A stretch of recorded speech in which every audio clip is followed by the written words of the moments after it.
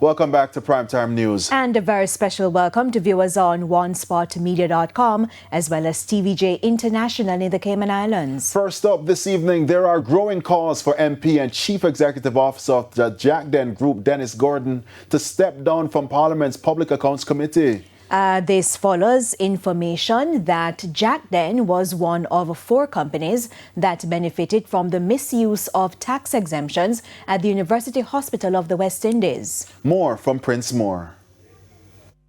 Chairman of the Public Accounts Committee, Julian Robinson, has disclosed that Mr. Gordon has repaid the amount he saved through the UHWI tax exemption status. Mr. Robinson says the PNP MP told him that a little over $10 million has since been paid to the hospital. But in a post on X today, Executive Director of Jamaicans for Justice, Michael Jackson, called for Mr. Gordon to recuse himself from the PAC. According to Ms. Jackson, if he does not do so voluntarily, he should be removed to eliminate any perception of conflict of interest.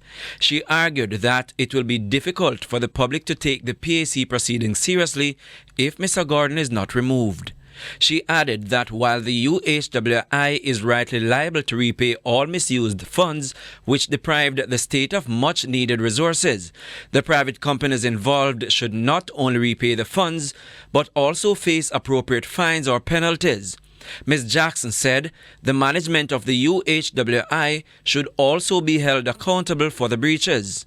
And speaking with Radio Jamaica News last evening, Executive Director of Watchdog Group Jamaica Accountability Meter Portal, Jeanette Calder, also called for Mr. Gordon to remove himself from the PAC.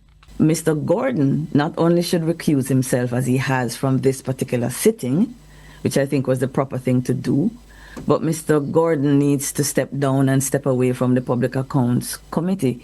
If you cannot, if there is a reason and a basis on which you should not have been sitting there yesterday, presiding over matters related to management of the public funds, a way in which, from what we can see, there has been abuse of the management of public funds by a company of which you're a major shareholder, then I cannot find any grounds beyond on which Mr. Gordon should continue to sit on a PAC and preside over any other matters related to public funds.